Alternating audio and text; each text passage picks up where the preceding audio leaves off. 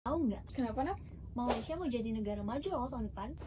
Kok bisa? Jadi Action Malaysia itu nomor 1 terus.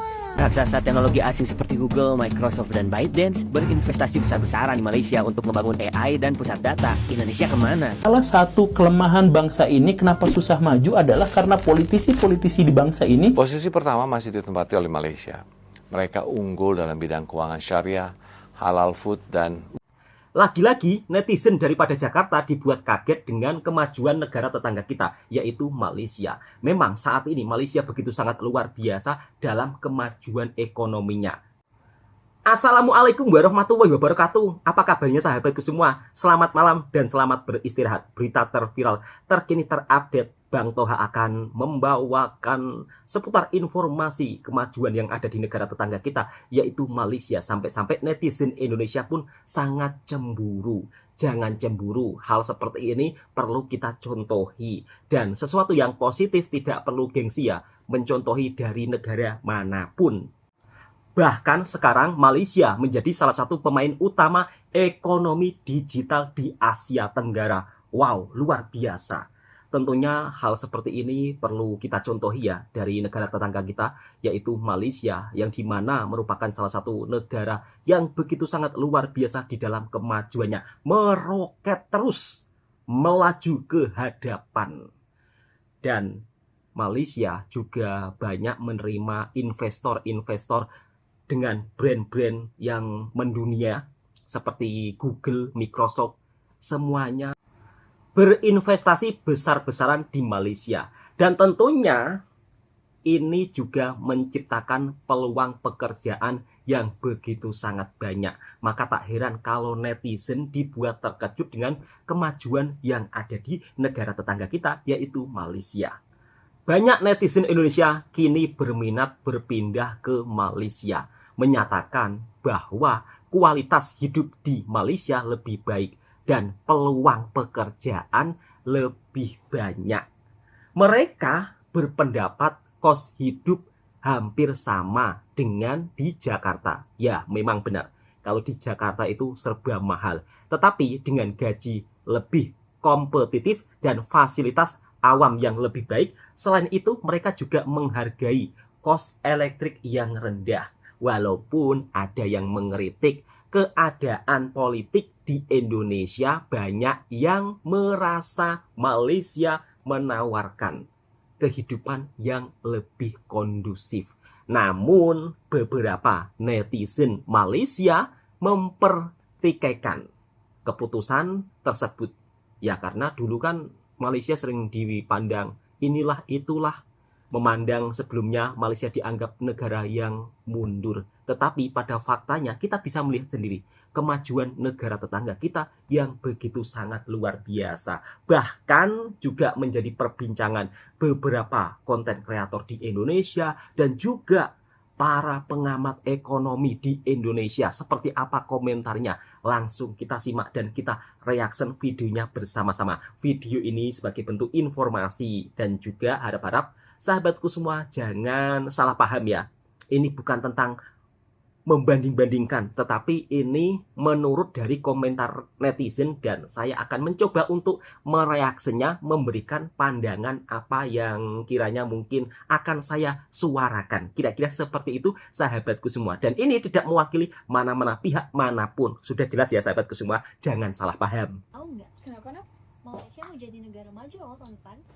Kok bisa? Jadi Action Malaysia itu nomor 1 terus. Wow. Cuman itu aja, FGIE, FDI, GI. Bentar. Kenapa Malaysia action-nya bisa se-OP itu? Nah, mau tahu rahasianya? Rahasia. Jadi gini, kata Presiden dan CEO International Center for Education in Islamic Finance inside University Malaysia, action di Malaysia itu dapat dukungan penuh dari pemerintah dan rakyatnya. Pemerintah terus membangun ekosistem perbankan syariah dengan menetapkan kebijakan liberalisasi keuangan sejak tahun 2004.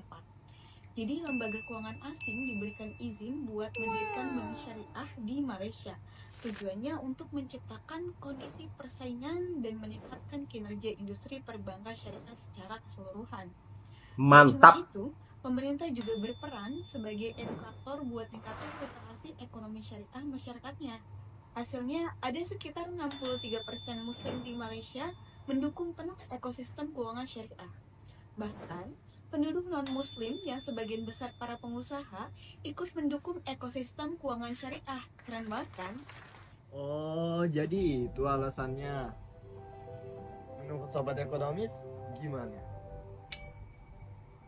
Pasti perusahaan luar negeri itu lebih milih invest puluhan triliun di negara tetangga. Sementara kok Indonesia dikit banget ya diinvest dan bahkan cuma jadi lahan market doang, cuma jadi konsumen doang. Kenapa ini? Kenapa? Well, welcome to ngomongin IT series by 1% part 1. Mulai dari Apple, Google, Microsoft sampai Tesla itu lebih milih buat invest ke luar negeri ya, bukan Indonesia. Bahkan ke negara tetangga kita, Malaysia, Vietnam, Thailand. Nah, sebenarnya ada beberapa alasan ya, mulai dari pertama lokasi, keadaan geografis, kestabilan ekonomi, politik dan hukum ini penting banget nih yang poin 3. Betul. Dan satu lagi yang mesti kita perhatiin, ini yang individu harus perhatiin, lu perhatiin ya, ada SDM kita masih SDM rendah, tidak memadai lah knowledge-nya. Apalagi bisa jadi kita tuh termasuk rendah di skill tapi gajinya cenderung mahal kalau dibanding sama tetangga-tetangga. Ya kita tahu lah kemarin-kemarin rame ya 10 juta Gen Z nganggur. Tapi yang jadi pertanyaan adalah emang bener ya SDM kita masih serendah itu? Emang bener ya SDM kita nggak sejago Malaysia dan Vietnam? Emang kita kekurangan skill IT? Nah, kita lanjut di part 2 ya buat bahas itu. Bersyukurlah lahir di Indonesia, di tempat di mana orang tidak suka belajar dan selalu mengecilkan yang namanya mindset. Wah. Indonesia bukan negara di mana rakyatnya suka baca buku, adalah negara di mana rakyatnya itu punya banyak keterbatasan di sisi pemikiran atau cara berpikir. Yang mana kalau orang share mindset, komen netizen tuh gini, mindset lagi gitu. Teori lo gitu ya. Bersyukurlah karena kompetitor kita nggak terlalu cerdas. Jadi sedikit lebih cerdas di Indonesia sudah sukses. Dan Indonesia itu memang kita negara begitu yang kita kasih ilmu gratis. Itu selalu ada orang yang bisa ngatain. Jadi bersyukurlah tinggal di negara seperti ini karena kompetitor kita tuh sangat minim. Itu satu. Yang kedua, Salah satu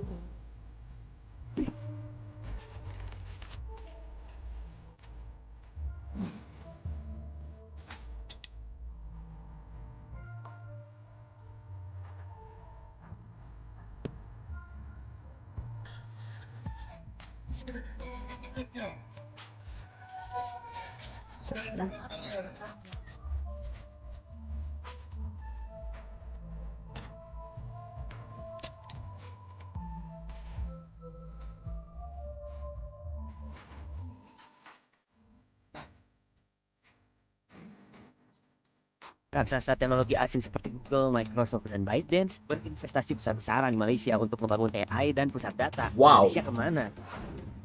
Raksasa teknologi asing ramai-ramai nih berinvestasi di Malaysia seperti Google, Microsoft, dan ByteDance. Di Indonesia sendiri komitmen investasi mereka lebih kecil seperti Google hanya 10.000 beasiswa pelatihan AI dan Microsoft hanya berinvestasi 1,7 miliar US dollar saja. Alasan utama mereka memilih Malaysia adalah karena insentif data center yang menarik, pemangkasan birokrasi dan fokus pada energi terbarukan. Indonesia perlu nih memberikan insentif serupa, fokus pada energi terbarukan dan mempermudah birokrasi untuk menarik investasi di sektor AI. Investasi besar di Malaysia menunjukkan potensi pasar AI yang besar di Asia Tenggara, dan Indonesia yang udah ketinggalan jauh perlu mengejar ketertinggalan tersebut. Malaysia, mereka investasi Malaysia itu cerdas. Bahkan ada yang ke sawit dan investasinya di sawit di Indonesia. Saya punya datanya, mereka berinvestasi hampir 28.000 hektar. Karena harga sawit lagi tinggi, mereka investasi di Indonesia dan kemudian dibawa ke Malaysia untuk dana haji. Nah, dana haji kita nggak ada investasi ke sawit. Tidak ada investasi ke properti di Mekah dan Madinah. Padahal Mekah dan Madinah kalau jamaah umroh kita saja itu 1 juta orang per tahun. Kalau kita bangun properti di Mekah dan Madinah untuk hotel BPKH ini, dibangun hotel terus jamaah haji tinggalnya di situ, itu bagi hasilnya lebih dari 10%. Wow. Malaysia juga melakukan investasi selain dari properti dan juga sawit, mereka juga investasi mengenai di maskapainya. Lagi-lagi Indonesia di skip. Kalian tahu nggak, Google baru aja investasi 1 miliar dolar di Thailand untuk membangun infrastruktur digital. Dan sebelum ke Thailand, Google udah duluan investasi Malaysia sebesar 2 miliar dolar buat bangun pusat data pertama di sana. Terus Indonesia kebagian apa? Kebagian hikmahnya. Ya, mau gimana lagi? Kebagian Investasi asing emang hikmah. jadi kunci buat gerakin pertumbuhan ekonomi di suatu negara. Tapi sayang, dia tuh datangnya nggak segampang minta jabatan ke bapak. Seenggaknya ada 5 faktor lah yang nentuin. Mulai dari pertumbuhan ekonomi, stabilitas makro, faktor nilai tukar, kepastian hukum, sama pemerataan infrastruktur. Dan kelihatannya faktor kepastian hukum di Indonesia ini nih yang bikin investor asing jadi ragu buat masuk. Ini nggak cuma Google doang loh. Udah banyak banget investor asing yang nggak jadi invest ke Indonesia. Sebut aja Tesla yang CEO-nya beberapa waktu lalu udah datang ke sini, cuma nggak jelas tuh kabarnya sampai sekarang kayak gimana. Kalau menurut kalian gimana? Kenapa sih investor asing pada nge-skip Indonesia? Komen di bawah ya. Indonesia kebagian hikmahnya, kata netizen. Rame-rame perusahaan besar berinvestasi di Malaysia, di Thailand. Kemudian beberapa pengamat ekonomi di Indonesia juga memuji kemajuan pesat yang ditunjukkan oleh negara tetangga kita, yaitu Malaysia. Kemudian ada juga yang berkomentar, katanya kenapa sih Indonesia ini sulit untuk menjadi negara yang maju. Ya, dari segi pendapat saya itu mungkin salah pengurusnya atau mungkin banyak yang korupsi. Namun di sisi lain ada guru Indonesia yang mengatakan katanya selalu menuruti permintaan orang miskin. Minta ini dikasih, minta itu dikasih. Harusnya orang miskin itu dinaikkan derajatnya. Saya setuju.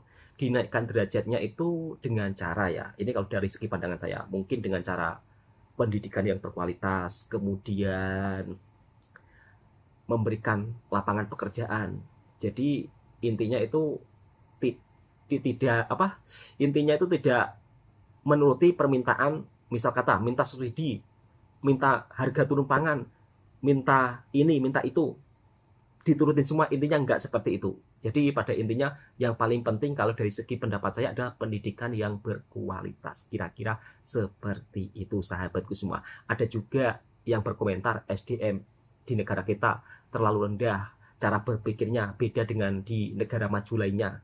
Ya mungkin saya juga agak setuju, ya, karena sedikit-sedikit kalau diberikan pencerahan, kamu sendiri kayak gitu kok sudah ngajarin orang, kamu sendiri aja gitu, ya. Pokok intinya itu dia suka apa ya, kalau diberikan sesuatu nilai-nilai yang bagus itu seolah-olah itu dia yang lebih pintar. Kayaknya seperti itu, ya, dari sekian yang saya amati. Dan ini tidak semuanya, ini hanya segelintir di Indonesia, orang-orangnya seperti itu, segelintir, ya, tidak semuanya. Lalu bagaimana pengamat ekonomi yang ada di Indonesia selanjutnya ketika melihat perkembangan di negara tetangga kita yang semakin maju ke hadapan? Kita simak dan kita reaksi videonya bersama-sama. Siapa yang menikmati ketika kapal-kapal lewat Selat Malaka? Apakah Batam? Tidak. Indonesia terlalu untuk bisa mengambil peluang itu. Kenapa? Karena mayoritas kapal-kapal bisnis antar negara, antar benua itu, dari Cina ke Eropa, ke India, ke Afrika, ternyata mayoritas hobinya parkir di Port Klang Malaysia atau di Singapura. Kenapa? Karena mereka punya dry port. Kenapa? Karena mereka punya jasa stevedoring yang lebih bagus dibanding Indonesia. Mereka punya pabrik kapal yang lebih bagus daripada di Indonesia. Dan mereka punya laut yang lebih dalam dari Indonesia. Kok bisa? Ya, karena mereka kirim begitu banyak alat berat untuk mengeruk lautnya supaya dibikin sedalam-dalamnya, supaya banyak kapal-kapal besar bisa masuk dan bersandar di sana. Indonesia lakukan hal yang sama tidak? Tidak. Jadi yang menikmati alur lalu lintas perdagangan dunia, Indonesia di buku-buku SD gua selalu dibilang Indonesia kaya raya, Gemaripa, Lojenawi. Kita diapit oleh dua benua, benua Asia dan benua Australia. Kita diapit oleh dua samudra, samudra Atlantik dan samudra Pasifik. Apa itu sampah? Faktanya dari laut aja, ya lebih banyak kapal yang parkir di Singapura dibanding di Indonesia. Kenapa? Apa sengaja Batam diperlemah? Apa sengaja? Supaya klien-klien larinya ke Singapura. Coba lu pikir. Indonesia naik satu tingkat dalam Global Islamic Economy Indicator ataupun GIEI. Tahun 2022 kita di posisi keempat. Tahun 2023 kita menempati posisi ketiga, sekaligus menggeser posisi daripada Uni Emirat Arab. Posisi pertama masih ditempati oleh Malaysia. Juaranya. Mereka unggul dalam bidang keuangan syariah, halal food, dan wisata ramah Muslim. Keberhasilan Malaysia dalam memimpin Global Islamic Economy Hub di dunia merupakan hasil dari kombinasi berbagai faktor. Selain ekosistem yang kondusif, dukungan pemerintah juga sangat kuat. Misalnya, melalui dengan didirikannya berbagai lembaga dan infrastruktur khusus untuk mendukung industri halal dan keuangan Islam, seperti Halal Development Corporation dan International Islamic Liquidity Management Corporation untuk membantu meningkatkan likuiditas pasar keuangan syariah global. Pemerintah Malaysia juga memberikan berbagai insentif bagi investor dan pelaku usaha di sektor ekonomi Islam seperti keringanan pajak dan subsidi. Luar biasa, Dengan luar penduduk biasa. Muslim terbesar di dunia, sebenarnya Indonesia sangat bisa menjadi pusat ekonomi Islam global. Salah satunya lewat penguatan ekosistem produk halal bagi perusahaan Indonesia, utamanya UMKM, agar bisa masuk pasar global. Bagaimana pendapat teman-teman? Optimis kita bisa naik tingkat lagi? Semoga saja, Mas. Di bawah ya. Vietnam makin ngebut jadi raksasa ekonomi di ASEAN. Sementara Indonesia, kira-kira bisa nggak nih Indonesia ngejar ketertinggalannya?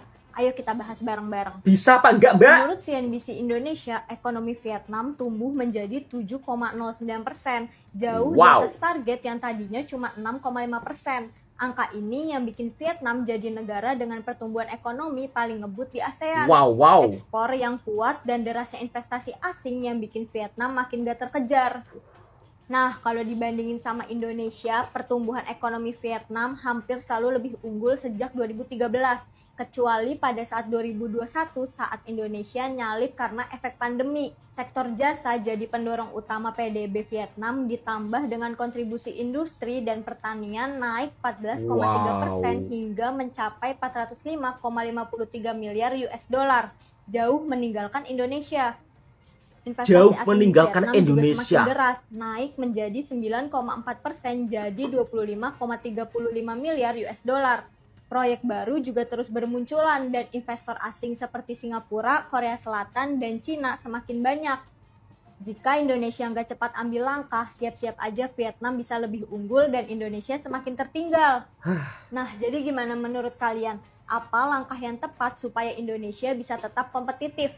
Komen di bawah dan jangan lupa follow Digivestasi untuk update informasi menarik lainnya. Indonesia disalip oleh Vietnam dan juga Malaysia. Wow, luar biasa. Perkembangan negara Asia Tenggara semakin maju ke hadapan. Ayo Indonesia, pasti bisa, pasti bisa. 3 sebab Malaysia jadi rebutan kuasa ekonomi dunia. Malaysia muncul menjadi rebutan kuasa ekonomi dunia atas 3 sebab. Pertama, Malaysia mengeluarkan minyak mentah paling berkualiti di dunia. Tidak hairanlah Petronas mengekalkan rekod prestasinya selama 13 tahun sebagai jenama paling bernilai ASEAN sejak 2011. Kedua, Malaysia merupakan antara negara pengeluar getah utama dunia. Produk getah Malaysia kini diekspor ke 189 negara di seluruh dunia. Ketiga, Malaysia mula menjadi pengeluar semikonduktor yang kompetitif. Negara ini berkedudukan penting dalam rantaian bekalan pembuatan chip global. Sulit dikejar kalau seperti ini. Mengenai 3 kekuatan sumber ekonomi Malaysia, China, Amerika Syarikat, dan India saling bersaing berebutkan Malaysia. Malaysia di bawah pentadbiran kerajaan Madani diterajui Datuk Seri Anwar Ibrahim meneruskan hubungan kukuh dengan China dan Amerika Syarikat tanpa didesak untuk memilih satu pihak berbanding yang lain. Sementara itu, hubungan dua hala Malaysia dan India yang semakin kukuh membuka peluang baharu kepada kedua-dua negara, terutama dalam ekonomi digital, terutamanya teknologi maklumat IT 2.0.